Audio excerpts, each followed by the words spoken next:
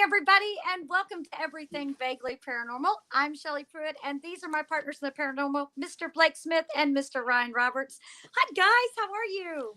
Good. I'm great. Is everybody ready for tonight? Child, as much as you have been blowing up my goddamn phone about tonight, I am ready for tonight because I did a little bit of my own research. Just so maybe I ain't never mind. I ain't gonna try and debate you. I can't debate you. You win, hands down. All right. How about you, Ryan? Are you a DB Cooper fan? I always found the story very interesting. I remember seeing it on Unsolved Mysteries back in the day, and maybe even as far back as In Search of with Leonard Nimoy. I remember it was on In Search of with Leonard Nimoy. Yes, I remember they used to run those old ones, and I would watch them in the morning, and that was where I first heard about it. And this story is absolutely fascinating. Now, DB Cooper happens to be one of my guilty pleasures, kind of like Roswell. I read everything about him I can find. And again, it's one of those unsolved mysteries that has remained in the public consciousness from the time it happened, even up to this day. Netflix has just recently released another DB Cooper documentary where they are researching who they think is DB Cooper. And it's really good too, by the way. I'm just gonna throw that fabulous. In there. Is it multi-episode or is it just like one? Yes. Oh, yes. okay, yes. cool. Yep. So it's like a deep dive. And cool. They go to every level and dig and run down every rabbit. They're my heroes. They run down every rabbit hole you can possibly think of. But I want to say this right off the bat: if you are a Cooperite or a Cooperphile, as they are told, I do not have a dog in this fight. I am merely giving you the story. So don't come for me, Cooperites, because I just want to tell the story. And I promise you, I have done the most accurate job that I can possibly do, researching over 113 articles, 12 documentaries, 9 podcasts, and 12 or 13 TV shows that have done things on this. I have done my research. Now, you're welcome to put in who you think you did in the comments, but I have no dog in this fight. I'm just going to give you the idea of who it might have been. I'm like, and trust me, I was on the receiving end of every one of those phone calls where she's like, Blake, oh my God, Blake. Okay, anyways. I was like, guess what I just found out? So let's jump into the notorious DB Cooper. So the DB Cooper case remains the only unsolved hijacking in the history of commercial aviation. And for those of you who are not indoctrinated into the mysterious world of DB Cooper, here's the story. On November 24th, 1971, the day before Thanksgiving, a slim man in his 40s entered the Portland International Airport. He approached the Northwest Orient Airlines ticket counter and purchased a one-way ticket on Flight 305 from Portland, Oregon to Seattle, Washington, that departed at 2:45 p.m. The cost of his ticket? $20. Damn. He paid in cash right? and gave his name as Dan Cooper. Yeah, you can see at the bottom of that ticket there, it was like 18 something with his tax, that added up to $20 even. Wow. Damn. I wish I could fly that for that cheap. No kidding. We'd be flying everywhere, wouldn't we? I know, You're right? lying. He was assigned an aisle seat 18C. Now, I will tell you on that ticket, nowhere does it denote his seat designation. So I could not find if that was actually a designated seat or just where he sat. Is it like kind of like Southwest where you board and you just kind of pick wherever you sit, maybe? I have no idea. Okay. We're talking 1971. They probably just like got on cigarette in hand with their glass of liquor and was like, hey, where do I go? So this typical, nondescript, average, everyday businessman wore the usual businessman attire: a dark suit, a white shirt, black tie with a mother of pearl tie pin, dark mirrored sunglasses, loafers, and a dark raincoat. It had been storming that day, and the weather in Seattle was expected to be much of the same.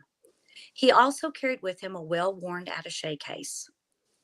The middle-aged man in the dark suit drew little attention as he boarded the flight and took his seat at the back of the plane. The quiet man lit a cigarette from a pack of Raleighs and ordered a drink before the flight departed. Bourbon with a mixer. Some say it was bourbon and soda. Some swear it was bourbon and 7. But bourbon is the agreed upon liquor that was in the glass. And he paid cash. Flight 305 on Northwest Orient departed the Portland International Airport on time. The Boeing 727 with the registered tail number N467US took to the sky with 36 passengers and 6 crew members on board. Some were traveling home for the holidays. Some were headed home after business trips. For some, it was their very first flight. Some were seasoned travelers. But only one was about to change history. The flight to Seattle was supposed to have been a roughly 30-minute journey. The captain was William Scott, 51. He had been flying for Northwest Orient for about 20 years. The other members of the flight crew were First Officer Bob Radazak, Flight Engineer Harold E. Anderson, and 3 flight attendants, Alice Hancock, Tina Mucklow, who was 22, and Flora Schaffner, who was 23. At 2:58 p.m., just minutes into the flight, the middle-aged man in the back of the plane finished off another bourbon and pressed the call button. Florence Schaffner approached the gentleman, and he handed her a note. Florence was that cute, perky 23-year-old epitome of the sexy stewardess that the airlines promoted. And stewardess were kind of touted as like these sexy sirens of the sky. And many men travel, yes. Back then. Especially yeah. back then. Especially back then in the hot pants and all that kind of good stuff. Mm-hmm. And many of the Where's men, my time machine? Yeah, exactly.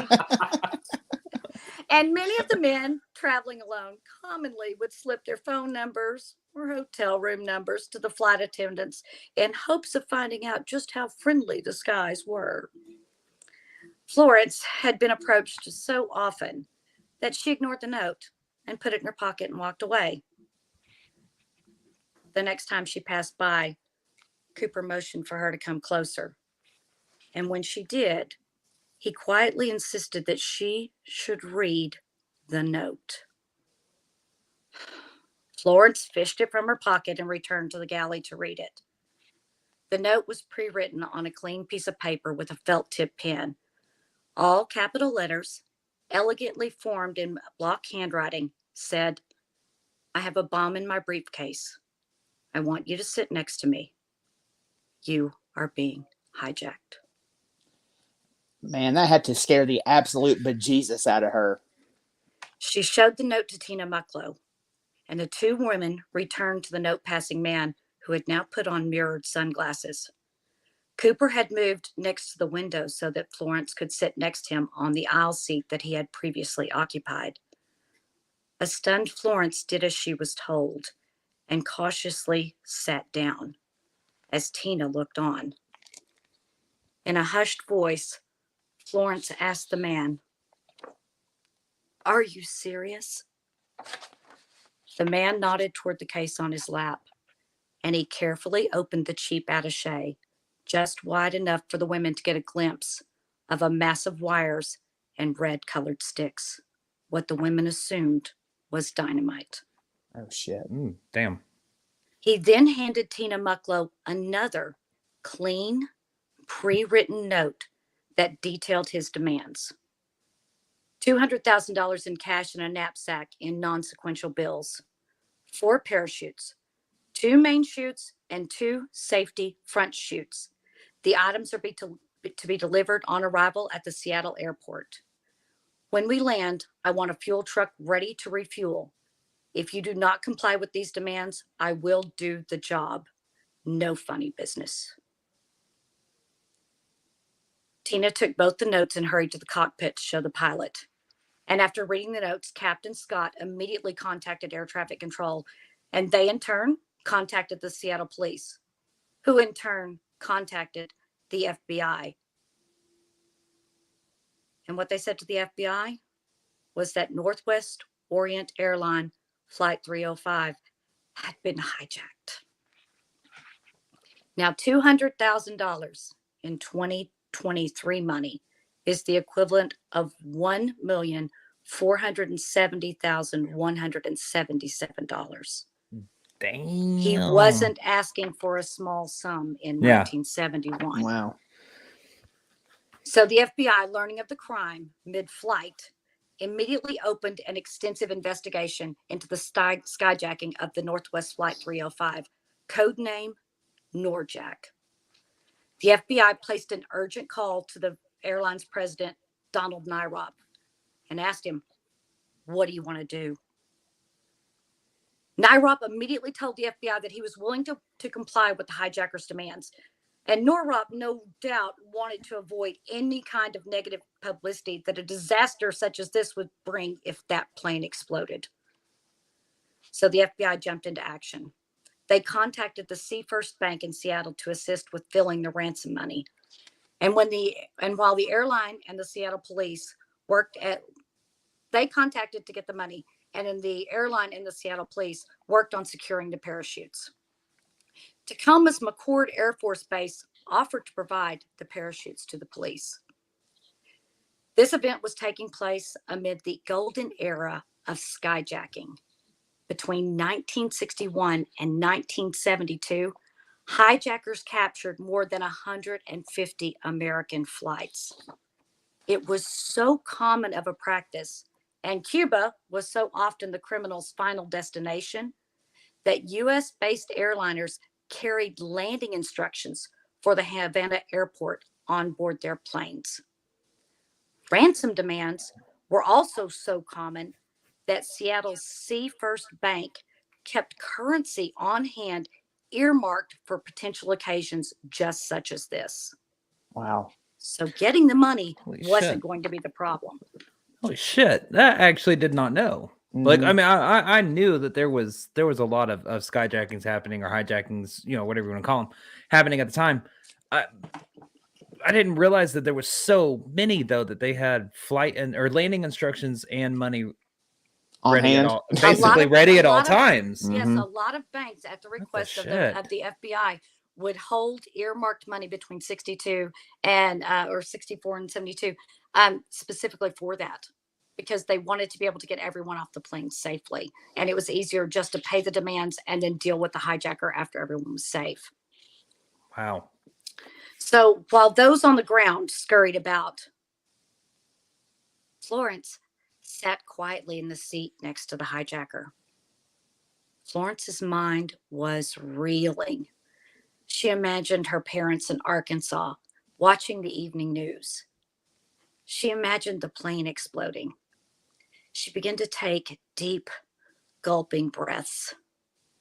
Tina Mucklow returned to the man's seat to let him know that the airline was going to comply with his demands and that everyone should just stay calm.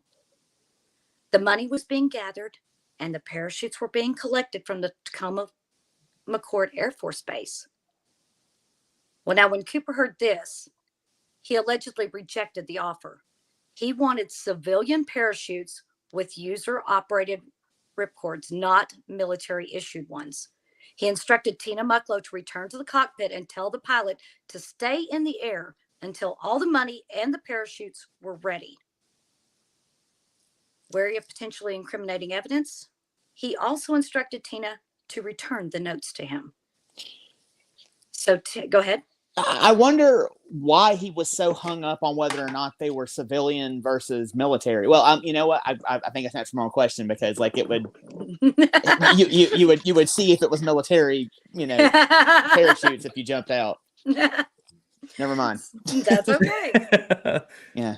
Don't you love how it just comes to you in the moment, Ryan? It's all Yeah, good. exactly. So Tina hurried back to the cockpit to relay the hijacker's new instructions to Captain Scott. And after receiving the message, Captain Scott calmly announced over the intercom that due to a minor mechanical issue, the jet would need to circle to burn off fuel before landing. Most passengers were completely unaware of the fragility of their situation and that they were part of a hijacking. But 23-year-old Florence was acutely aware.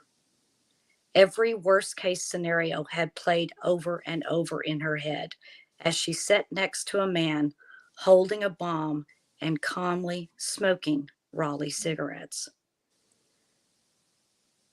The man noticed that she was anxious, and to her surprise, he began trying to calm her down. He seemed like he was a local. He was looking out the window, saying things like, "It looks like Tacoma down there." He was well-spoken, He even offered to pay for his drinks with a $20 bill, and he insisted that she keep the rest, which would have been $18 in change, for herself. He was polite, and that made her think. She determined that he wasn't one of those vicious sky pirates that she had read about in the papers, or a hardened criminal. He wasn't a political dissident with a wish to detour the plane to Cuba like so many other hijackers had done. No, he was a gentleman. Now, back on terra firma, the FBI and Seafirst Bank had provided the ransom money, all $2,000, and they had provided it in $20 bills. You mean $200,000? 200,000, thank you. That's okay. $1,000. Didn't want to confuse anybody. I don't want anybody getting on me because I misspoke. Thank you for the correction. They had provided all $200,000 in $20 bills.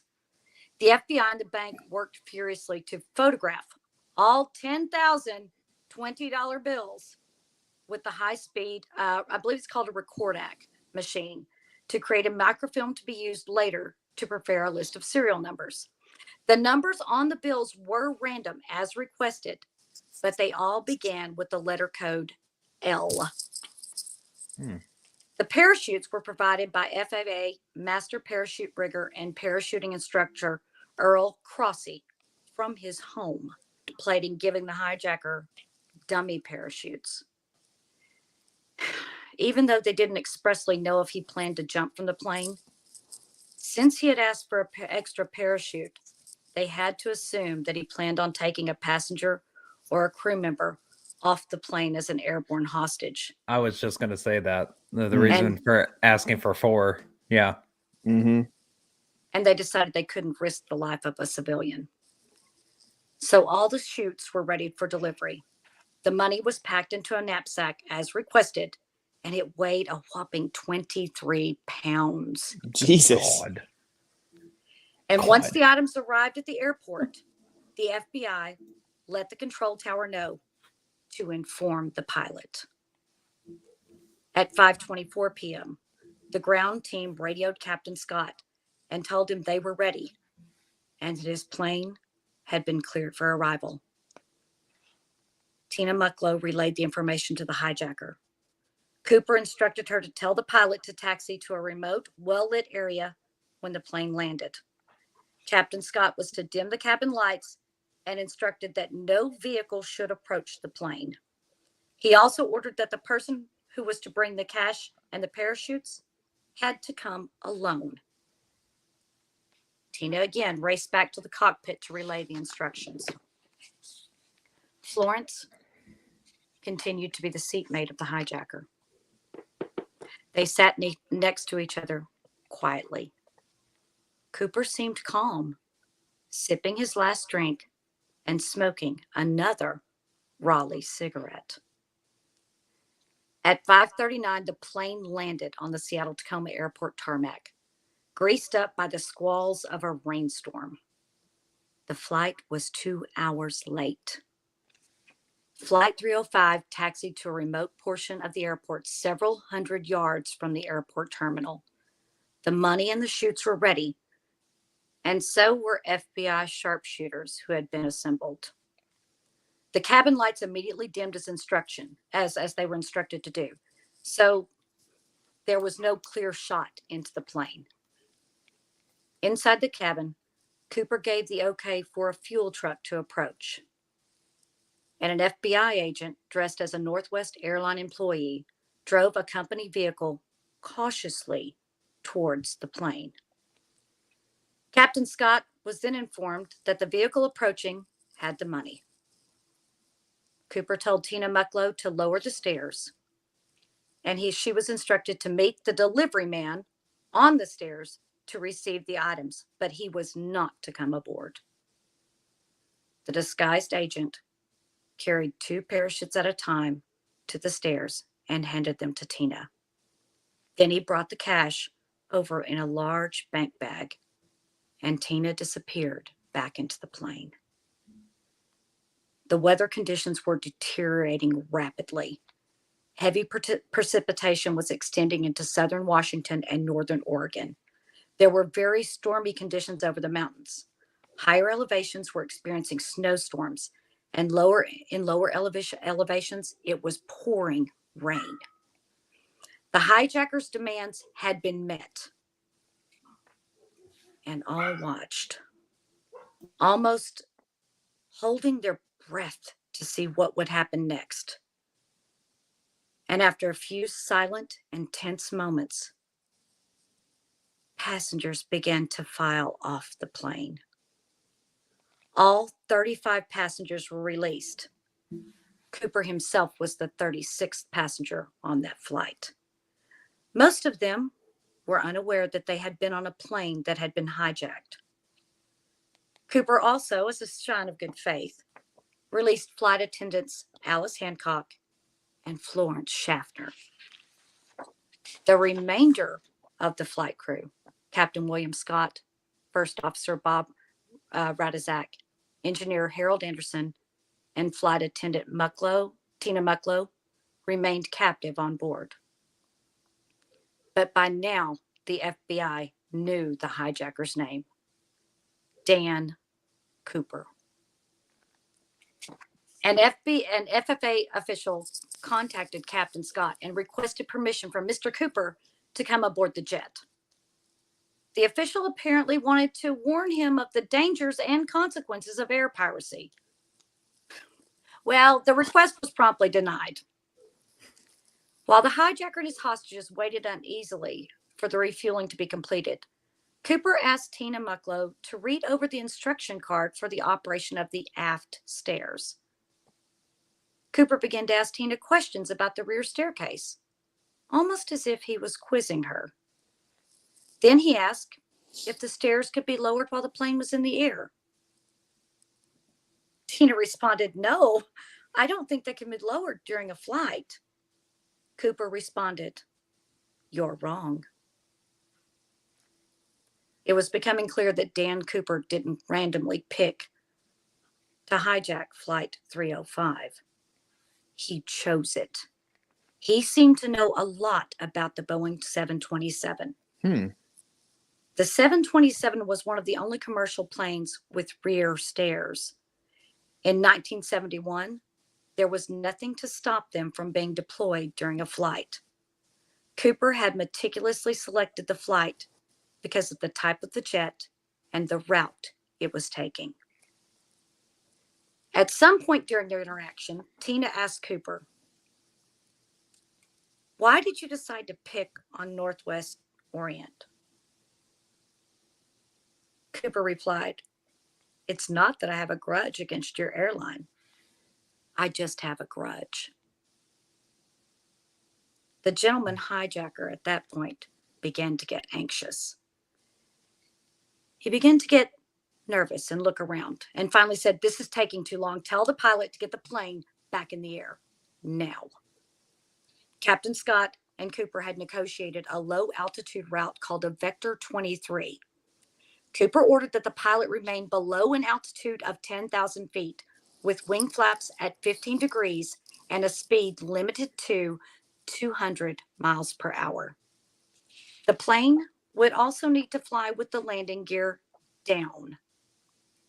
Anybody who knows anything about aviation and flights knows that you should never go low and slow. That's very dangerous. Oh, yeah. So whenever the captain got all this, I'm sure that he was quite unsettled at what he was being asked to do and how he was being asked to fly that plane. Now, a quick question. I do know that Boeing was based out of the Pacific Northwest and around like Seattle. I don't know about at the time. I don't know if they still had the factories out there then.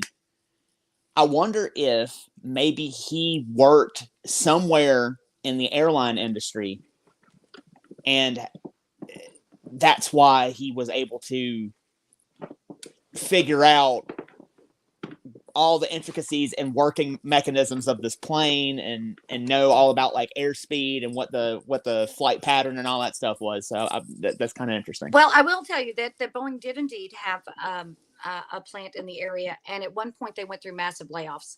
And there was a joke going around that the last person out of Seattle turned the lights off when you leave, because there had been so many layoffs, and Boeing was one of the ones that was hit, that lost a lot of jobs. So Okay. you are correct in that. So Cooper, in giving his instructions, he also instructed the captain to depressurize the cabin. Cooper knew that a person could breathe normally at 10,000 feet. He also knew that if the cabin had equalized pressure inside and out, that there wouldn't be a violent gust of wind if the aft stairs were lowered. Roughly 2 hours after the plane had landed in Seattle, it was once again being cleared for departure. The destination was known only to the man calling himself Dan Cooper. At 7:46 p.m., the jet took to the skies, hostages in tow. But they weren't the only ones that were in the sky. What Cooper didn't know that there was that there were a pair of Air Force F-106A fighter jets that took off right behind the 727, and they were shadowing the plane. They were flying about 2 miles behind, but they were keeping it still in their sights. But these jets weren't built to go at such a low speed. They were part of the 318 Fighter Inception Squadron at the McChord Air Force Base in Washington. And because the jets could only go at these high speeds, they proved to be kind of useless flying at the lower speed that Cooper chose. And because the shadow planes couldn't maintain that low airspeed, they ended up having to continuously circle the 727 as it headed off into the dark and unfriendly skies. So when the plane was safely in the air, Captain Scott was informed that Cooper wanted to go to Mexico City. Problem: Captain Scott couldn't meet this demand. He explained to Cooper that at the altitude and airspeed that he wanted to travel, the jet wouldn't be able to travel more than 1,000 miles without stopping to refuel. So, thinking quickly, Captain Scott offered an alternative. We could stop to refuel in Phoenix or Reno. Allegedly, Cooper replied, "Reno's nice. Let's go to Reno." So Captain Scott set the plane's autopilot, flight path vector 23, for Reno, Nevada. A few minutes later, Cooper tells Tina Mucklow to join the rest of the flight crew in the cockpit and to stay there and don't come out. There was no peephole in the cockpit door or any kind of remote cameras installed at the time, and the crew had no idea what Cooper was doing, now alone in the passenger cabin. At 8:02 p.m., a red warning light alerts Captain Scott that the aft stairway doors have been opened. The crew stayed in the cockpit as Cooper instructed.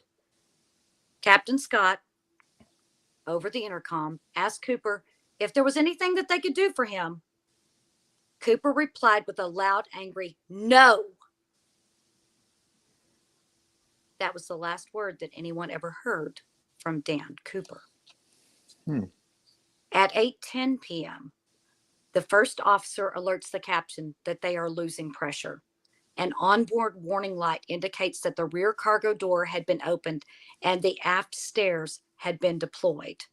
The temperature in the cabin dropped to a negative 7 degrees Fahrenheit. Shit. But the crew does not try to contact Cooper over the intercom. They are fearful that he will jump and detonate the bomb. They stay quiet within the confines of the cockpit. This thunderstorm had been bubbling up all around the plane, and the cloud cover was thick.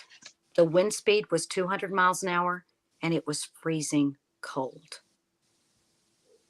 At 8:13 p.m., Dan Cooper did the incredible.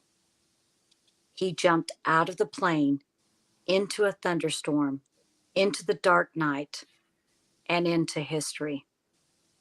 And a legend was born. At 8:24 p.m., the jet genuflected as the nose dipped first, then followed by a connecting dip in the tail end. Captain Scott made sure to mark the spot where the dip took place. It was 25 miles north of Portland near the Lewis River. The crew assumed Cooper had jumped because the aft stairs had been lowered, but they didn't confirm their suspicions. They didn't want to disobey his orders and anger him, so they stayed in the cockpit, and the crew continued on to Reno, not knowing if they still carried Cooper or not. At 10:15 p.m., the jet landed safely in Reno, Nevada.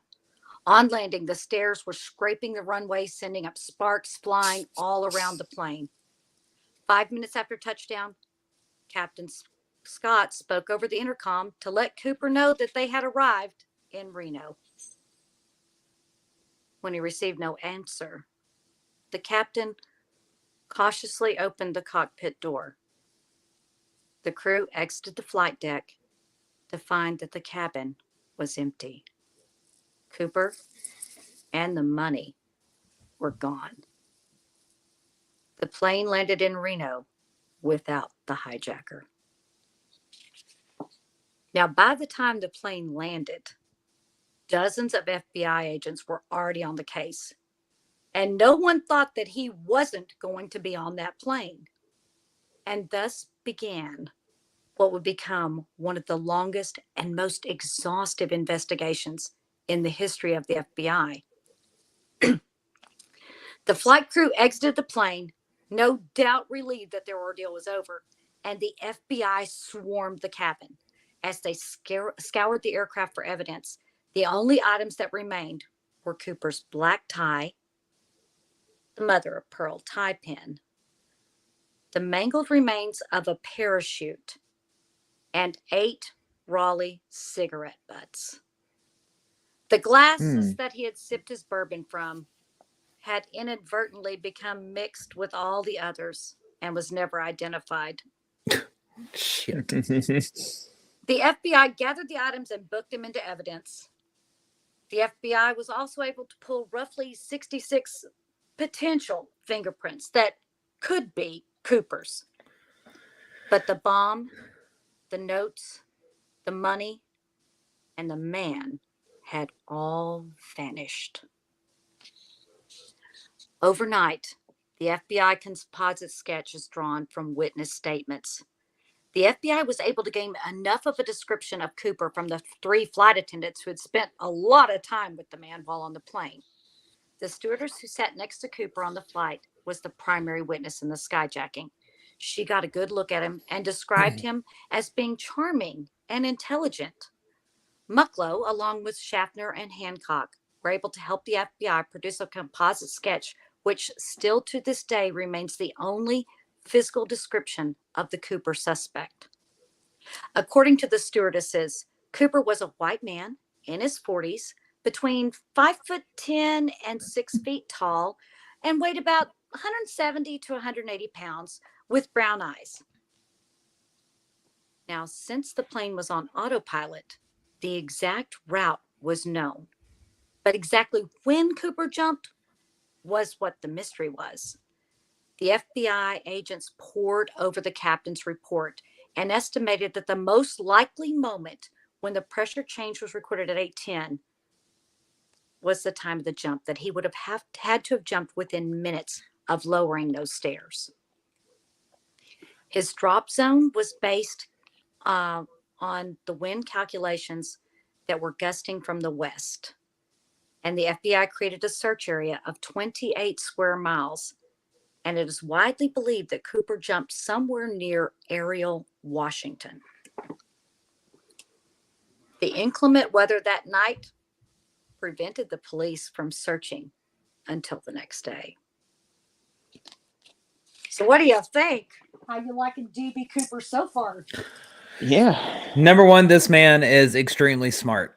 Oh, yeah. This is not just a random, just, hey, I've got a grudge, I'm just going to go and do this. It is calculated. It is planned out. Mm-hmm. He has knowledge of aircraft in and freaking out, obviously. He knows what the plane can do when the pilots don't even know what the plane can do.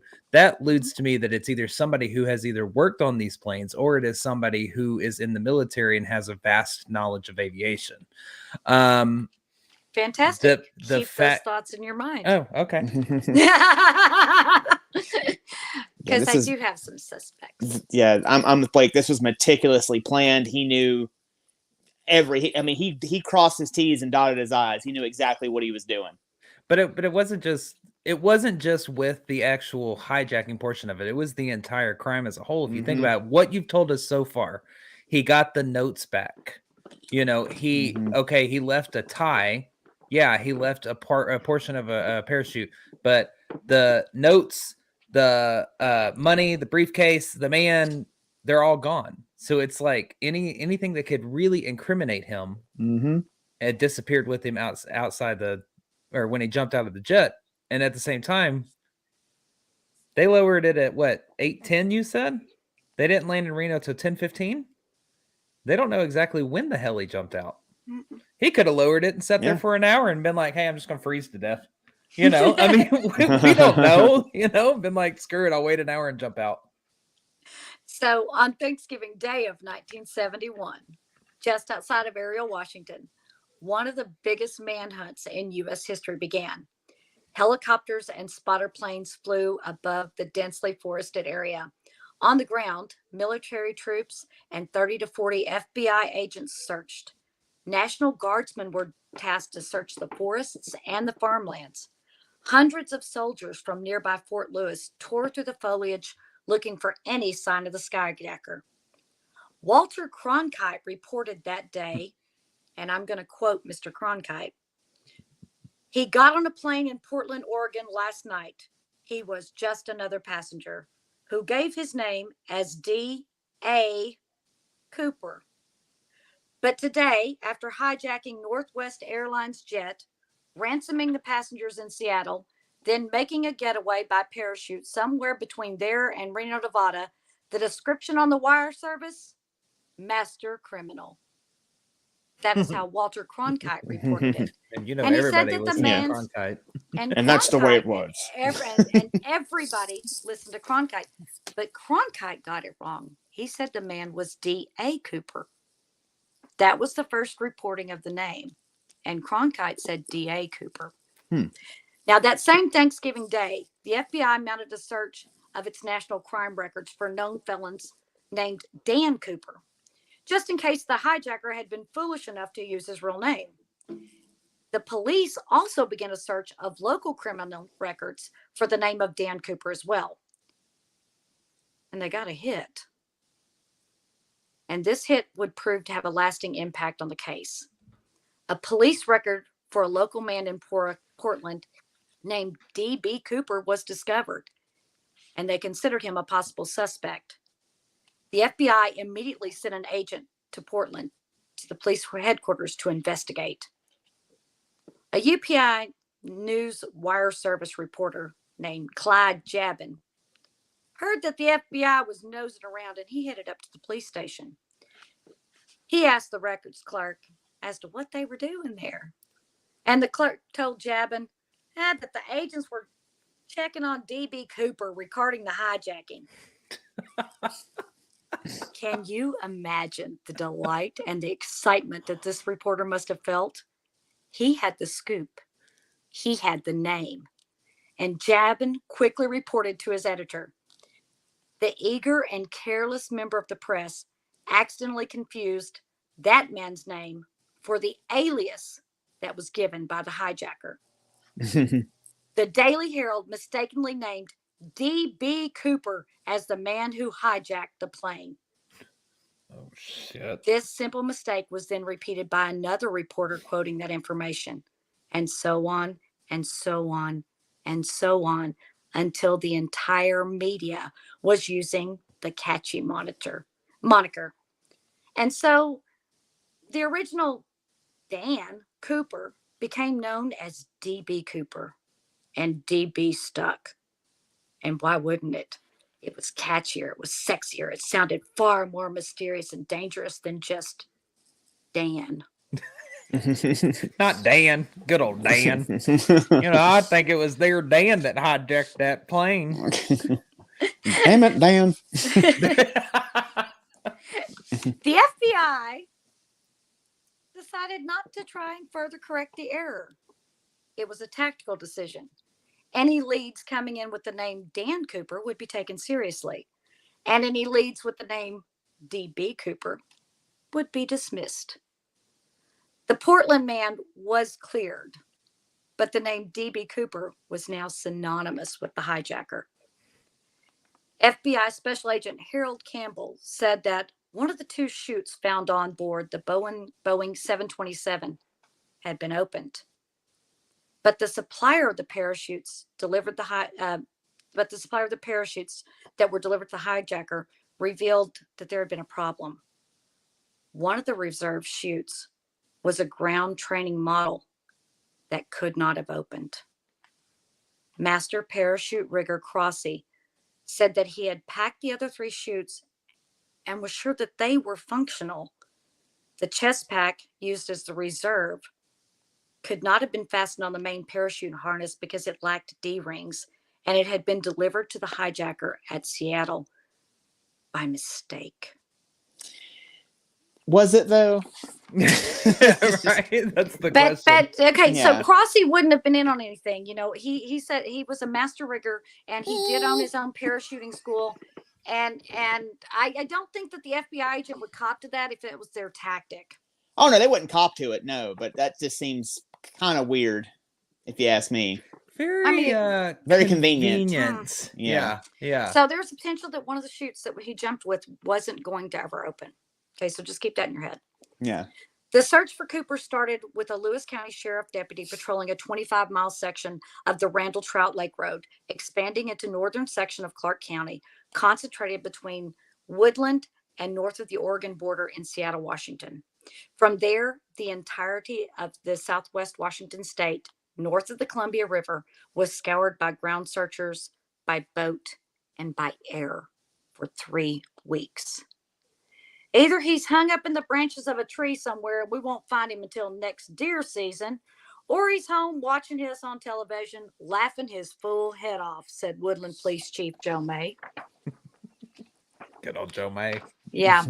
Now, others were less optimistic. Clark County Under Sheriff Tom McDowell said, "We're either looking for a parachute or a hole in the ground." But how did he do it? The FBI initially concluded that the hijacker was an experienced parachutist.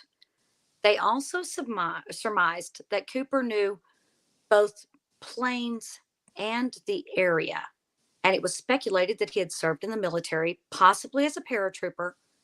But later, however, it was decided that he was not an experienced skydiver because that jump was too dangerous, even for an experienced jumper. And he failed to notice that his reserve parachute was sewn shut for use in training. They thought that he had probably secured the money around his body using the rigging from the parachute that was left behind. He had strapped on the parachutes, descended the aft stairs, and jumped into the swirling wind and rain and disappeared into the darkness. That Thanksgiving and for several weeks afterwards, the police performed an extensive search. And again, after 3 weeks, they failed to turn up any trace of the hijacker or the parachutes. Dan Cooper had legitimately vanished. Authorities surmised that the lone skyjacker was probably dead, and the search was called off. Now, the FBI interviewed hundreds of people and tracked thousands of leads across the nation. Walker said that by the 5th anniversary of the hijacking, they had considered more than 1,000 suspects and eliminating all but about 24 from consideration. So time rolls on, and in November of 1976, federal authorities realized that no one had ever charged Cooper with a crime. So they quickly sought an indictment in Portland just before the statute of limitations expired. So a John Doe, aka D.B. Cooper was indictment was issued by the U.S. Attorney in Portland, and that attorney's name was Jack Gore Collins, against the hijacker of Northwest Flight 305. So Seems- wrapped up Yeah, in it seems like everything that'd you're be doing. one of the first things you do. Yeah, you'd think that, yeah, but You're I using mean, all this manpower and all these law enforcement it officers takes and you agents, and 5 you years haven't to even. realize that you've never Yeah. even issued an Could indictment you for this man. could you imagine like just somebody being in the, I don't know. I'm not even gonna pretend to know the legalities of how indictment comes around. So just go with me here and appease me. But being in the field and somebody be like, hand me that warrant you got there, Jib. What warrant, sir? Did we ever get the warrant? No, sir. It's 5 years. Like, I could guess you we're just gonna have to let imagine you go, how sir. that went That or down? they're reading that are like one of the officers is like God. reading like the report one morning, Jesus. sipping a coffee, like goes, "Oh, some bitch, we never charged him." So after that, the Cooper case went cold until 1980, February, 5 miles outside of Portland, Oregon. 8-year-old Brian Ingram and his father Dwayne were on a family camping trip. They had been collecting firewood along the bank of the Columbia River. And while brushing his hand over the sand, trying to clear a spot for a campfire, little Brian Ingram made the discovery of a lifetime. He discovered 3 bundles of deteriorating $20 bills on the shore. The bundles of moldy cash had the rubber bands still intact. He and his father decided to turn the money over to the FBI. Now, some of the bills were impossible to identify, but most bills in the middle of the bundles were legible and the serial numbers could be seen. Mm. So the FBI checked and examined the bills, and to their surprise, the serial numbers matched those of an infamous case. The money turned out to be some of the $200,000 ransom D.B. Cooper was carrying when he parachuted from a plane after a 1971 hijacking. There had been no trace of Cooper until Ingram came upon $5,880 that day. The FBI kept 13 bills in case it ever prosecuted Cooper. And some of the bills were given to an insurance company that had to reimburse the bank for the ransom. And the rest were returned to little Brian Ingram. The discovery confused the discoveries confused authorities, though. The money was outside the search area of the Cooper jump, more than 20 miles off the Cooper drop zone, and in the opposite direction that the wind had been blowing. Geologists determined the money was found above an area that had been dredged in 1974. And so they would have had to have been deposited there at least 3 years after 1971. Some argue that Cooper returned to bury the money, and some think that it traveled downriver. Some think that an accomplice placed the money for Cooper just to goad the FBI. A huge area was searched. The bank of the river was dug up, but no more money and no more clues were found. And the case remained unsolved. Now, there have been a lot of suspects in the Cooper case over the years. Now, some of the primary suspects are, I'm going to give you a quick description of them. Kenneth Christensen. Kenneth had been an Army paratrooper and Northwest Airlines flight attendant. He died in 1994, apparently tried to make a deathbed confession. There's something you should know, but I cannot tell you. Lyle Christian recalls his brother saying this to him. Lyle is convinced that Kenneth was confessing to being D.B. Cooper. Is there any other evidence? Anything more concrete? Well, actually, there is. Kenneth Christensen, despite his low Northwest Airlines salary, reportedly bought a house in 1972 and paid for it in cash. Now, your next suspect is Richard Floyd McCoy. The Vietnam veteran hijacked a United Airlines flight just 4 months after Dan Cooper left into the Pacific Northwest. Some of the methods McCoy employed for the United skyjacking mimicked the Northwest Airlines one. His response when asked if he was D.B. Cooper, he'd say, "I don't want to talk to you about it." Convicted of the United skyjacking, McCoy escaped from a Pennsylvania federal state prison in 1974. 3 months later, the FBI agents caught up with him, and a shootout resulted in McCoy's death. Hmm. Your next suspect, Sheridan Peterson. Now, on paper, Sheridan Dan Peterson is the ideal suspect. D.B. Cooper, an expert, and Bruce Smith is certain that this is the man. He was a World War II veteran and led a remarkable, varied life. He was a smoke jumper, criminal rights activist, overseas aid worker, and high school teacher. He also worked for airplane maker Boeing. In the 1960s, Sheridan parachuted during a Boeing promotional exercise while wearing a business suit, toting a 50-pound sack of flour strapped to his legs, which streamed behind him during the free fall. Eerie similarities that matched the D.B. Cooper jump on the night of November 24th, 1971. He loved skydiving, taking physical risks, and even reportedly experimented with homemade bat wings in an attempt to fly. FBI agents working the case showed an interest in Peterson almost immediately after the 1971 crime. And in the years that followed, Peterson would also try, he would often try to be coy about whether he was, in fact, D.B. Cooper. In 2007, an issue of Smoke Jumper magazine relayed Peterson's story. Peterson wrote, "Actually, the FBI had a good reason to suspect me. Friends and associates agreed that I was without a doubt D.B. Cooper. There were too many circumstances involved for it to have been a coincidence." Those circumstances that Peter wrote about included, at the time of the heist, and I'm quoting him, "At the time of the heist, I was 44 years old. And that was the approximate age of Cooper that he was assumed to have been. And I did closely resemble the sketches of the hijacker. But what was even more incriminating was that photo of me simulating a skydiving maneuver for Boeing's news sheet. I was wearing a suit and tie, kind of the same garb that Cooper had worn, right down to the Oxford loafers." Peterson noted that skydivers don't ordinarily dress so formally.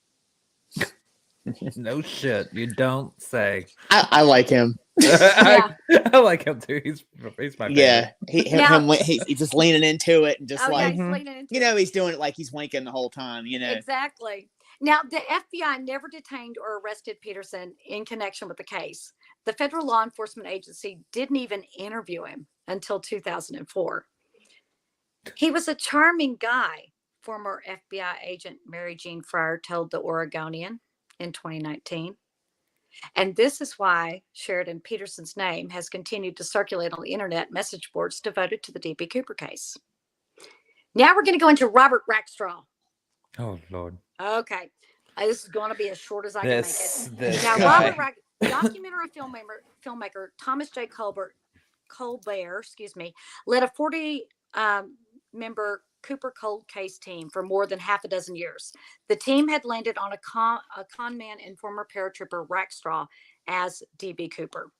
They gathered more than 100 pieces of circumstantial evidence linking Rackstraw to the skyjacking. Words are hard, excuse me.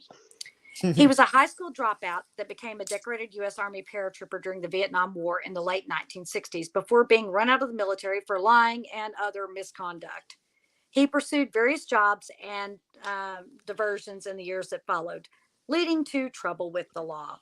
In 1978, he was acquitted of murdering his stepfather. And soon after the acquittal and facing other charges, he faked his death and disappeared. He ultimately would be found and convicted of grand theft for passing bad checks. And he spent almost 2 years in prison. Now, Robert Pudgy was his nickname, Pudgy Hunt, a longtime Portland tavern owner, had worked in the flooring business with Rackstraw in the 1970s. And Pudgy said Rackstraw had charisma to burn. And he couldn't be trusted. He had a criminal mind, It might have been inevitable then that Rackstraw would be linked to the famous unsolved D.B. Cooper case. In the late 1970s, the FBI considered Rackstraw a suspect for a while before moving on, in part because witnesses said that the skyjacker was in his 40s and Rackstraw was only 28 in 1971. A reporter at the time asked Rackstraw if he was Cooper, and the Vietnam War vet gave a cryptic answer saying that if he were investigating the case, I wouldn't discount myself. Years later, Rackstraw insisted he was just winding the reporter up and that he wasn't D.B. Cooper. Colbert's Freedom of Information Act produced hundreds, if not thousands, of FBI documents from the case, and most of the files are heavily redacted, especially the names and addresses, but the important info still gets through. Colbert's investigation has been a major contribution to journalists and citizen sleuths that are working this case. And many believe that Colbert actually is too focused on Rackshaw as a suspect, and he had skewed his investigation and research toward a man that he believed was Cooper. In 2019, Colbert shut down his investigation without conclusion. Now I'm going to tell you the most fascinating one to me, and this is Barb Dayton. The World War II veteran, formerly known as Bobby Dayton, had gender reassignment surgery in the late 1960s and became Barbara Dayton. Dayton was an adventurer and a first-rate parachutist. She claimed she'd been a gold miner and had caroused with the Hells Angels. She supposedly confessed the crime to her friends Pat and Ron Foreman, the authors of the book The Legend of D.B. Cooper. If this is the case, Dayton had crafted the ultimate disguise. A female reverts back to a male disguised to be D.B. Cooper, pulls off the ultimate heist, then resumes her life as female Barb Dayton. Is it possible? Maybe. Dayton died in 2002. Now we move on to Lynn Doyle Cooper. Sorry, all these names are, there's a lot of repetitive names in here. Now, could the skyjacker have actually used... Sorry, he's got a super small face. Yeah. So could the skyjacker actually have used his real surname?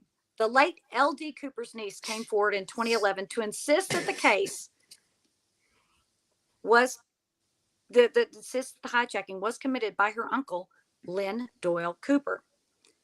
Marla, she had actually even convinced her mother of this.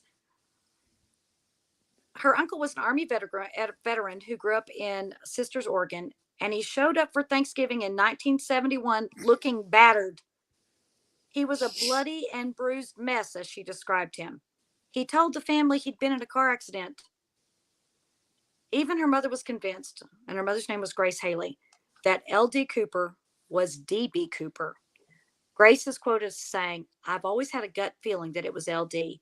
I think it was more of what I didn't know that made me suspicious than what I did know. Because whenever the topic of it came up, it immediately got cut off." Marla says that she spied on LD a long time ago on that Thanksgiving night and heard him say, "We did it. Our money problems are over." So could the hijacker have jumped out of the plane and still made it home that same night? Lynn Doyle Cooper's niece insists that that's exactly what happened. And here's one that boggles my mind. Even the family annihilator, John List, was considered a strong suspect in the D.B. Cooper case. What, John List? No. John List, the Oregonian, wrote, The man, John E. List, vanished on November the 9th, 1971, the day the authorities believe his wife, mother, and 3 children were shot to death in the family's home in Westfield, New Jersey.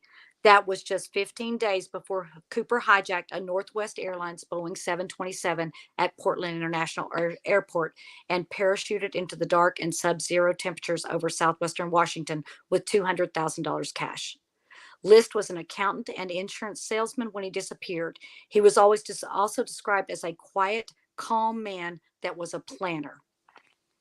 FBI agent Ralph Himmelsbach, who worked the Cooper case until he retired, thought that John List was a highly probable suspect. He is quoted as saying, "He definitely looks good to me." When List was captured 18 years later, he said he fits the profile, the description. He's the kind of guy with nothing to lose, and he does bear resemblance to the composite sketch of D.B. Cooper.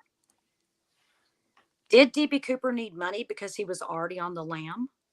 So goes the theory that the late convicted murderer John List was the skyjacker. Later, a prosecutor on List, New Jersey, on John List, New Jersey murder case stated, the best that we can determine, John List was in Denver at the time of the skyjacking, and as far as we can tell, he is not DB Cooper. John List was convicted of killing his family and died in prison in 2008. Now, I'm just going to read you the names of the other suspects. What the hell? That Tom was Braden, William Gossett, Joseph Latchkit, Ted Mayfield, Hugh Gordon Waite, and Dwayne Weber. And they all have similar stories and similar backgrounds, military, that kind of thing. Those are just the top ones. Those are the ones that were considered at the time the most viable suspect. Ryan, did you know about John List? I know you didn't. I didn't. That's why I was like, I and I didn't. covered him, and I didn't know the whole DB Cooper connection. That is very interesting. I did not know that one. So, Yeah. We actually went into, for those that may not know, we actually went into detail. I think back in like June, Yeah. of his case of him annihilating his family. Yeah, that's wow. That one's very when I interesting. tell you I dive deep, people, I dive deep. So let's wrap this up. What do you say? Oh shit. So in the basement of the Federal Bureau of Investigation's downtown Seattle headquarters, sometime in the mid-2000s, one agent descends into the file room to dig through old paperwork. He's lost it in the administrative minutia for hours, paging through typewritten reports bound in manila folders with metal tabs. His name is Special Agent Larry Carr, and he could have been a Hollywood classic G-man. A rectangular jaw, centers on a squared off head, and shoulders at a near perfect right angle. Carr calls himself a bit more of a free-spirited than, the standard FBI agent. He's been likened to a modern-day X-Files Fox Mulder. In 2004, he begged to be put on the DB Cooper case, an unsolved crime with no new leads. The agent figured he'd make quick work of the then 33-year-old case by using DNA evidence to conclusively implicate one Richard McCoy Jr. That's who he thought it was. The suspect, McCoy, made delicious sense to him. The oval face reminiscent of the FBI's sketch of Cooper, and better yet, he executed a near identical hijacking 4 months after Flight 305. And Carr had something that the Hoover era agents never did, a DNA lab. Carr eyed the necktie worn by Cooper and the skinny J.C. Penney bought clip-on that the hijacker had tossed aside during the crime. FBI labs told Carr that the tie was too contaminated. Too many people had touched it. Damn. And as Carr dug deeper into those yellow files, he realized that McCoy's alibi was too solid. And Carr determined that McCoy was not the real McCoy. Well, they had, there. but did they not have the cigarette butts in evidence? Well, coming to it. Okay. But Carr remained undaunted, even as the FBI shifted its main mission to counterterrorism after 9/11. Carr was a criminal specialist who worked in bank robberies, and he solved these crimes through public tips. And he came up with an idea. He could re-indict the case in the public eye and get useful Cooper information if he got on the internet. If he did that, the information would flow to him. He said, I likened myself to Tom Sawyer and having other people paint my fence, and I could just sit back and drink lemonade. So after much persuasion, Carr got permission to do what the FBI rarely does, share its secrets. In 2007, the FBI released a flurry of details about the investigation on the DB Cooper case, codenamed Norjack. Heavily redacted names, suspects' names are, littered the files. And a 1973 report to the acting director of the FBI notes there are currently 588 suspects, 236 of whom have been eliminated.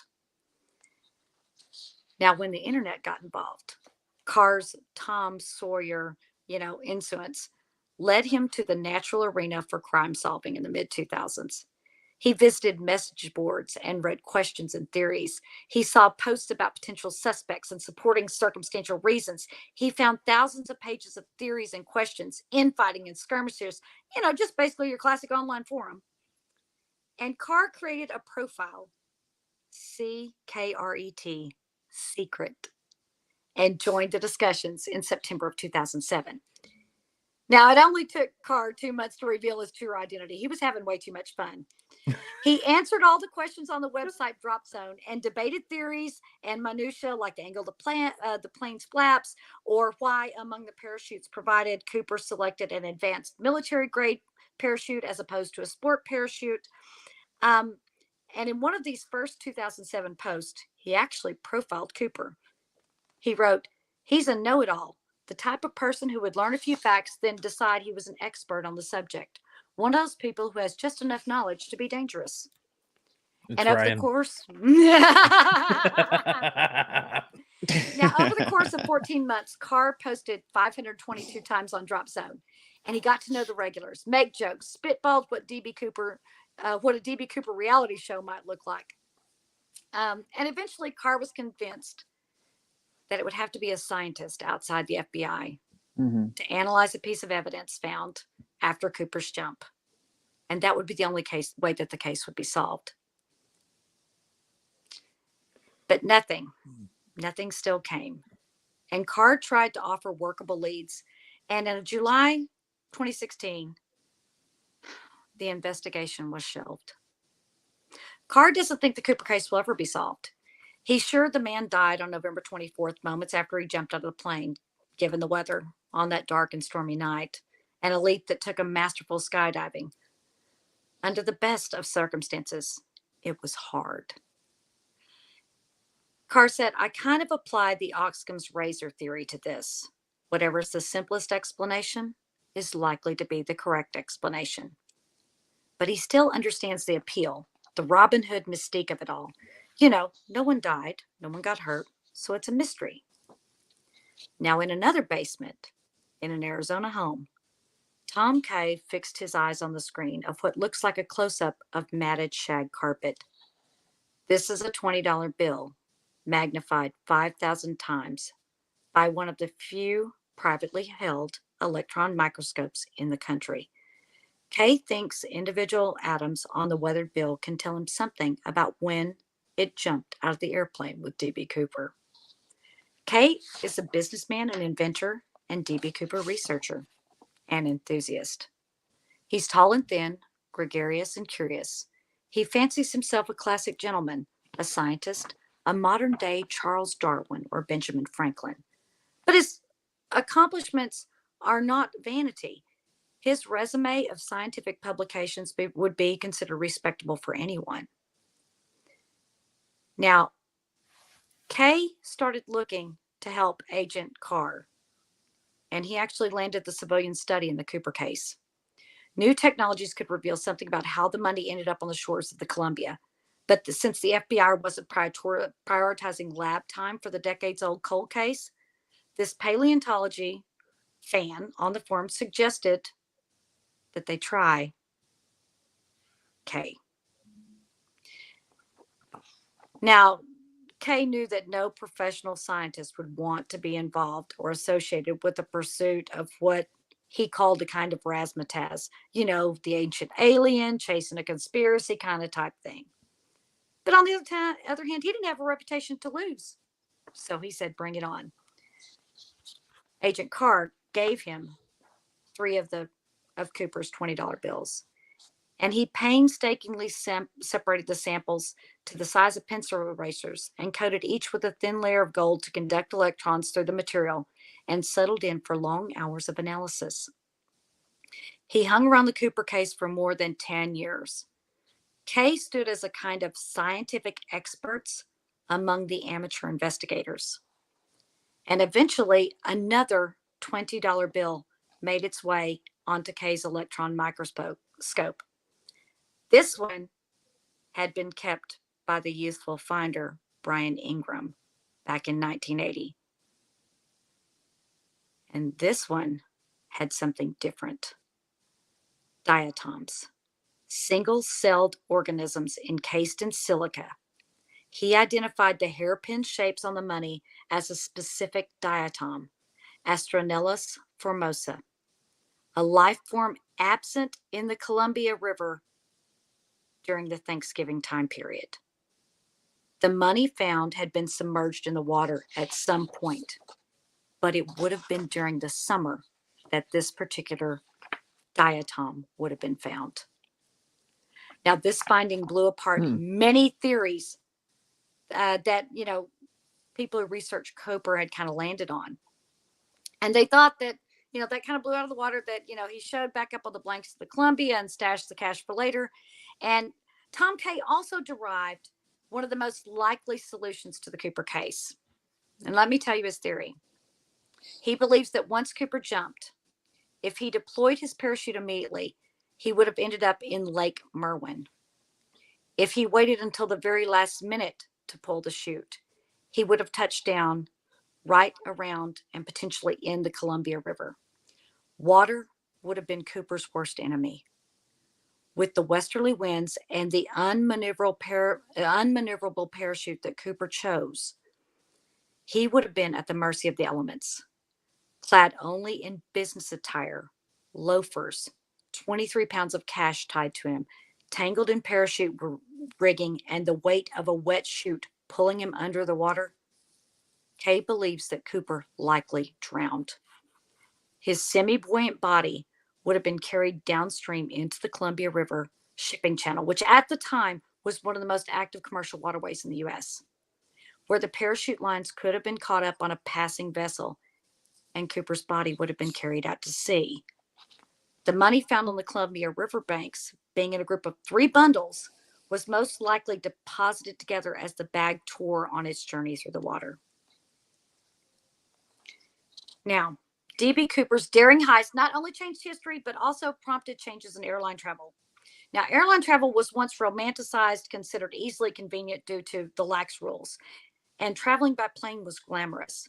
The glitz and the glam often associated with airline travel came to a halt over the next few decades after the multitude of incidents involving safety and national security. In 1971, there were no safety checks. No proof of identity was required to fly. You could board with anything you like, and there was no one to check your baggage. Today, a valid form of government issue ID stating exactly who you are is required when purchasing a ticket and before entering a secure area. The ID information is entered into flight records for safety and security purposes. The TSA checks around 4.9 million carry-on bags daily. Everyone must wait in a line for everything from purses to carry-on bags to shoes to be carefully examined in x-rays. Passengers cannot get even remotely close to their gates to board a plane without going through a required checkpoint. Cooper's suspicious bag would have been flagged immediately, and harsh action would have been taken against him, and thus stopping his entire act of air piracy. His ability to attempt to jump in the first place put the authorities on high alert, and changes were implemented. His stunt led the Federal Aviation Administration to install what is called a Cooper vane into each Boeing 727 aircraft. The Cooper vane is a latch that's attached to any Boeing 727 on the rear stairwell and prevents passengers or anyone else from opening and lowering the stairwell mid-flight. And following the Cooper events, peepholes became standard in cockpit doors, so that for whatever reason, if a pilot was unable to leave the cockpit, they could look and see what was going on in the cabin discreetly via the peephole.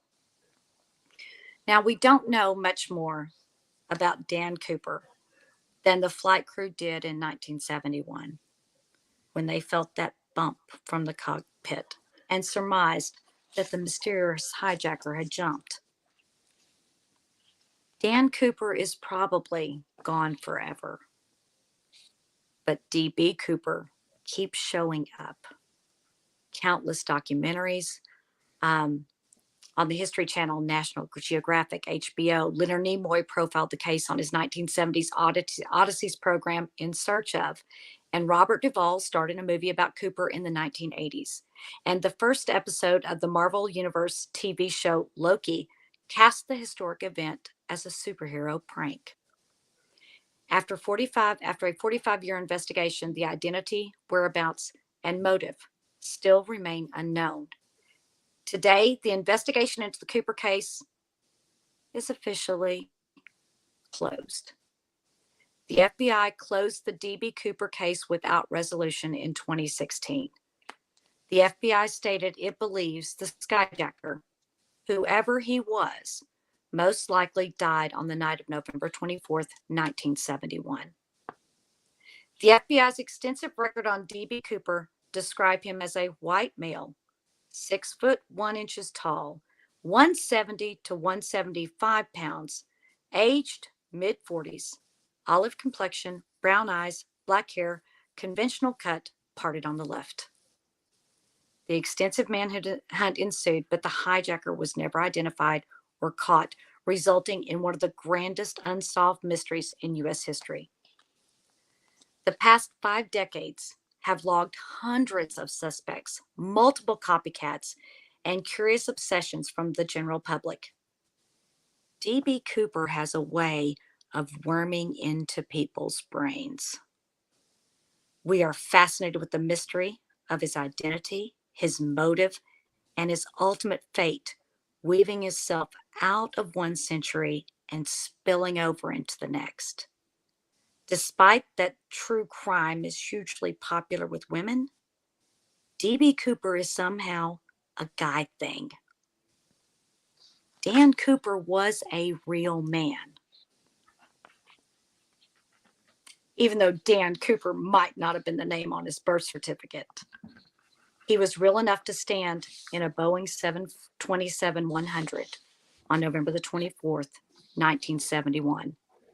He was real enough to gaze down a stairway that dangled dangerously from the rear of an empty airliner flying over rugged terrain. No one knows if he bounded confidently down the open steps from 10,000 feet and jumped, or did he cautiously inch down the stairs, gripping the railing, perhaps closing his eyes and saying a prayer as he moved toward the last step into the storm outside. But exit he did, and he became a real-life X-File. So will it be solved? Who knows?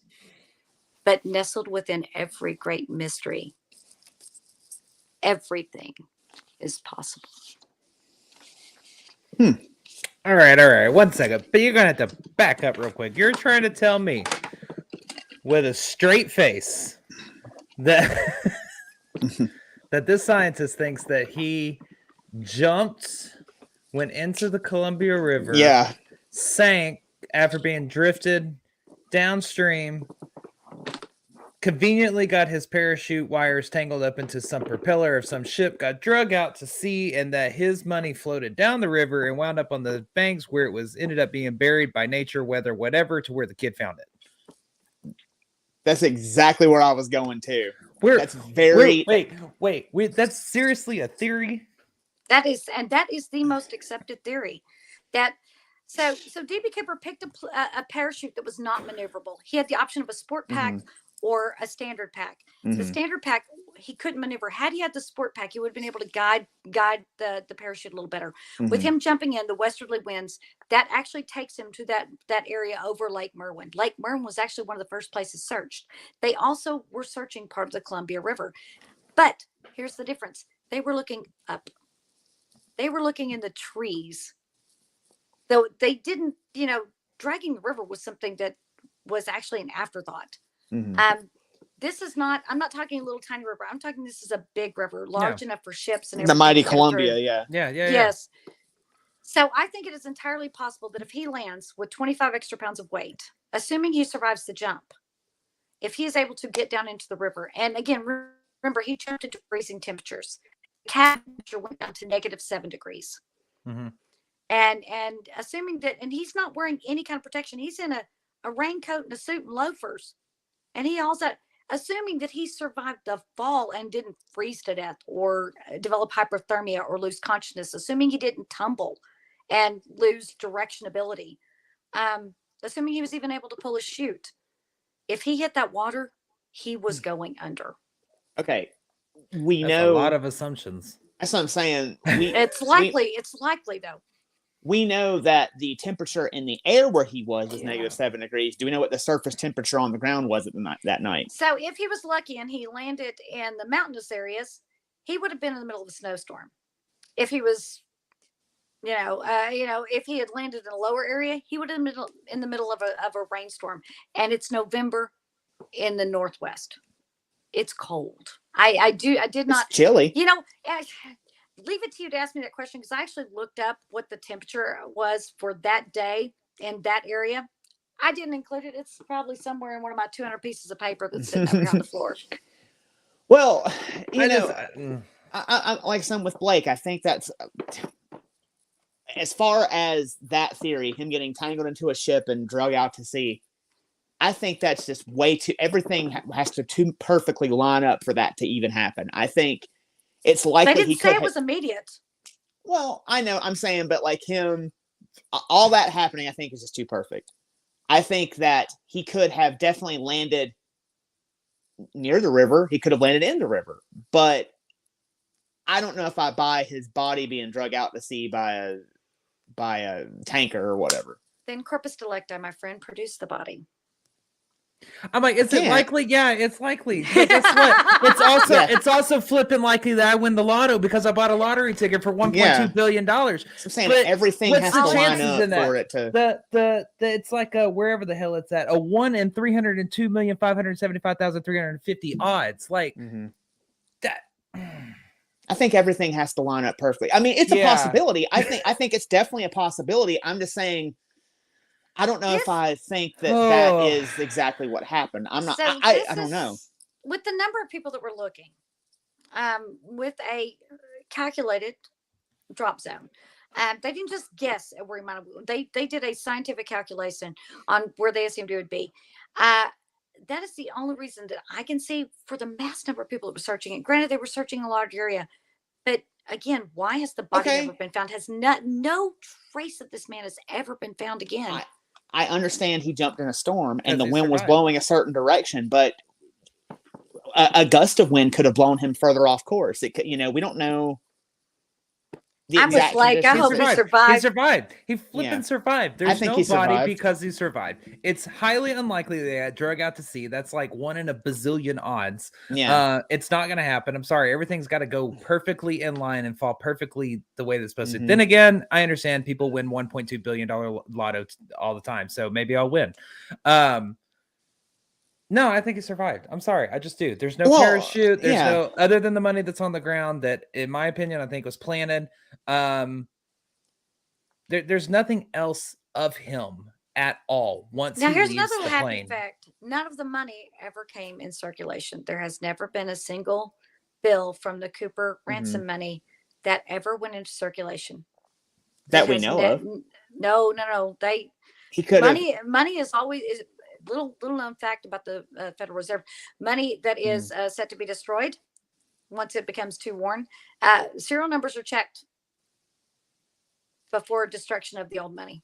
Let's say he made it to Mexico City and did currency exchange. Again, at some point, that would more than likely, where we were talking about $200,000, more than likely, that's going to make it somehow back into the U.S.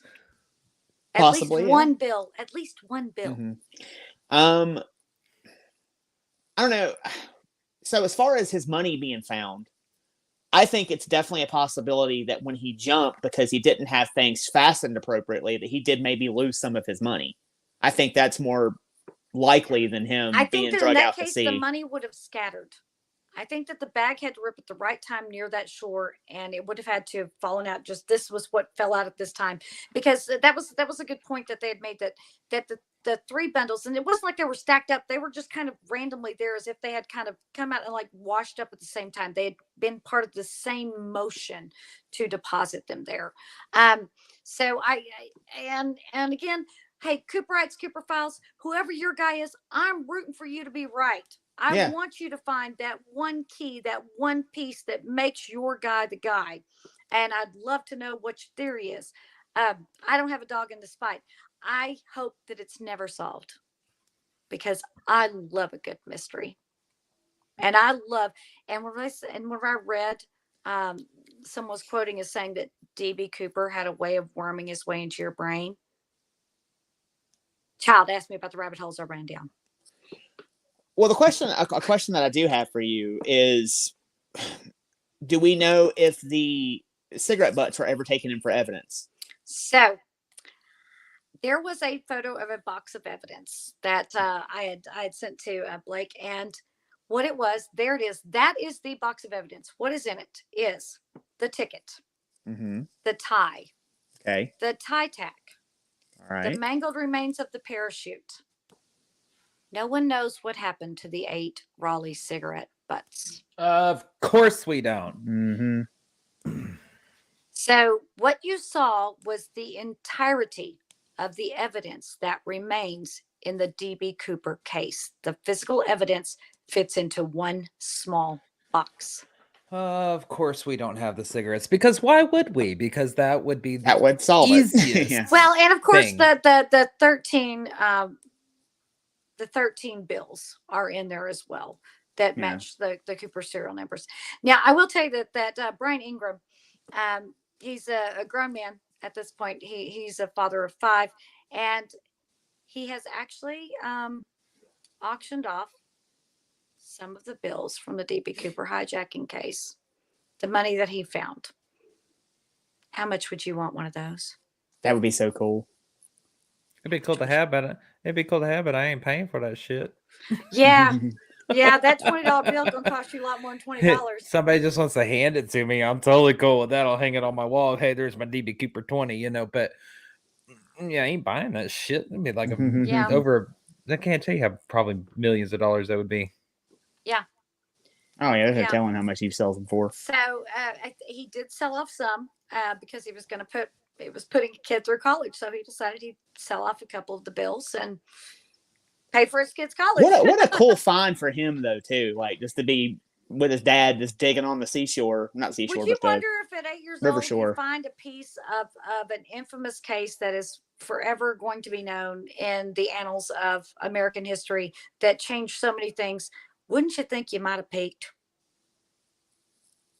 Would that have been like the major moment in your life? Like, there's nothing after this. This is Been like, oh as good crap, as I it got gets. this at 8. I'm part of history. I'm part of history at 8 years old. I What are will you gonna say, here is my final thoughts on this. Okay. Whoever DB Cooper is, and I'm with Shelly. I don't really have a dog in the Same. fight either. I am hoping and wishing best for everybody who thinks it's their man. Just the story, what Shelly's told us. This man is extremely smart. This man is extremely well thought out and extremely planned out on everything that he does. I think he did everything meticulously the way that he wanted to do it. This man knows about aviation, upside, inside, left, right, center, front, back, whichever way you want to look at it. He knows things about jets that people at the time didn't even know. I think he was smart in the fact of asking for 4 parachutes. He knew that they were going to assume that he was going to take a hostage, therefore they couldn't rig them. One was supposedly or allegedly accidentally, a dummy one. And then also even with the aft door with stairs. I mean, he opens it at 8:10, but they don't land until 10:15. They don't even get to look. They don't even get to see. There's no telling how long he could have waited there to be able to jump out. Yeah, we know that the cockpit went down to -7 degrees. Okay, I understand that. So he probably didn't wait long, but at the same time, they don't have an exact pinpoint. Like, this is the moment where he jumped out. Had they known that with the storms that's going on, the winds and all that kind of stuff, I think they really could have pinpointed a little bit better of a trajectory of which way that he went and or landed and or fell into the earth. My theory is that he survived. There's not a trace of him anywhere. It's either one or two explanations, and the best possibility and probability that I can come up with is that he landed and survived, because my other theory is that an alien UFO sucked him up and that's why we can't find him. I agree. I think but I think that he landed. I think this man survived. And I think that he went on with his life. I mean, I think it's interesting that none of the money has ever come into circulation. Now, for me, saying that somebody that survived this jump and had this money and it's not coming into circulation, that's a little bit harder to explain, but it's not going to be that hard. As if Ryan gave a great example. What if he did get to Mexico and changed all of it over and all of this kind of stuff? Yeah, it'd probably come back into circulation at some point, but what if it was the money, but it was a different medium what if he knew how that to he had it? wash Yeah. the money? Now that was what what I'm saying, what if he knew how to wash the money and was able to, there are a lot of people who know how to wash the money and change those numbers. What if he had also learned how to be a master counterfeiter? Let's just give him more credit. What if he had learned Yeah, how no to shit. take that money, wash it, and actually change the serial number? Change that L from perhaps to a B or a D Yeah. or Very an well could E. have. An E would have been very easy to do. And that we're never going to know the answer to because the money that was found was from the original stash. So I think that was planted. I think it was it's like the Zodiac killer writing letters, you know? I mean, it was just a little, hey, don't forget about me. Now there Hey, were letters also woohoo, you sent know. that were alleged to be from D.B. Cooper taunting the police. Mhm. And that was something Colbert found and was, kind of like trying to decipher. Um, Again, they were never sure it was from Dan Cooper, D.B. Cooper. Yeah. So Right. I didn't put that in because while we know they were sent, I couldn't find any kind of validity to say they were actually from the man who said he was Dan Cooper. So you can go run that rabbit hole. I've already run down it. I'm gonna check out that Netflix series. I think it'd be very it's interesting. fantastic. It's fascinating. Where it's called DB Cooper, Where Are You? Yeah, I think, and actually, or something like coolest that. thing. I know what I want for my birthday. One of those posters says DB Cooper, where are you? Because you can get the poster. That's awesome. So anyway, Brian, what are your final thoughts? I think he survived. I think I'm with Blake. I think that the money was planted later on to kind of throw people off of the trail. I think that when he jumped, I don't know, man. I think that I just don't think that he drowned. I don't think that I think he survived. I think he is somewhere out there. Who he is, I can't say because like we were saying, I'm with whoever. If you want it to be your man, I hope you figure out who it is. But I think ultimately DB Cooper survived, and DB Cooper, if he is dead, will live forever in the annals of American history as an American legend. Without a doubt, for sure. Well, for my thought on it, I Aliens? really hope he survived. It's aliens. Yeah, it's aliens. It's always aliens with me. It's always aliens with Shelley. I say it could be aliens. Phone calls here. I was like, it could be aliens. Yeah. I hope he survived it, but I kind of tend to lean with the, Occam's razor theory. The simplest answer is probably the correct one. I think that more than likely he probably did perish either on the landing or that he landed in water and perhaps drowned. I think that's the only reason that money never came back into circulation, because how do you not spend it? How do you never spend a penny of it? So I think that is my main reason for agreeing with the FBI that he most likely died on the night of November 24th of 1971. But boy, wouldn't it be a good story if he was still out there, because he could potentially still be alive. The case this year is 52 years old. So if he was in his early 40s, if he was 41 or 42, that would make him 93, 94, 95. If he could be 98, he could still be alive. Potentially. It's possible. Remember too, that's the mystery. Everything is possible. I was gonna say, remember too, the FBI couldn't catch him. So what's more convenient than not being able to catch him? Oh, he's dead. Mm-hmm. He died. The FBI doesn't like loose ends. Isn't that right, FBI Joe? So, Blake, why don't you tell them everything that they need to know?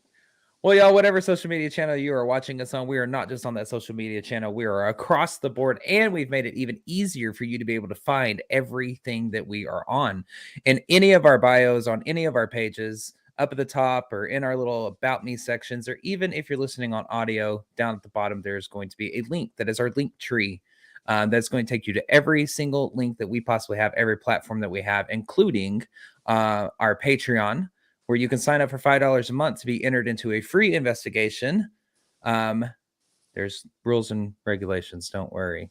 You first have to appear on a video cast with us. You get drawn for that, and then you get put into the free investigation.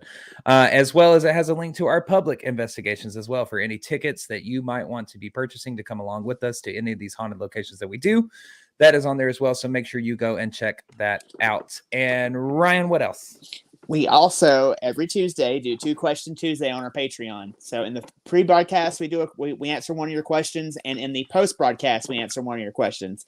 And if you have a question that is burning just deep inside of you that you want to know about us or anything that we do, please send that to where, Blake? That would be the evppod@gmail.com, THEEVPPOD@gmail.com. Like, share, and subscribe. So, everybody, thank you so much for watching tonight's episode or listening to tonight's episode of Everything Vaguely Paranormal. My name is Shelley Pruitt, and for my partners in the paranormal, Mr. Blake Smith and Mr. Ryan Roberts, we hope you've enjoyed the story about D.B. Cooper. And our as new always, producer. And our new producer, the fabulous Miss Brittany, who is punching the buttons. Thank you, Miss Brittany. So, as always, we hope you have a great evening, and we will see you next Tuesday. Bye, you Bye, guys. y'all. Bye, guys.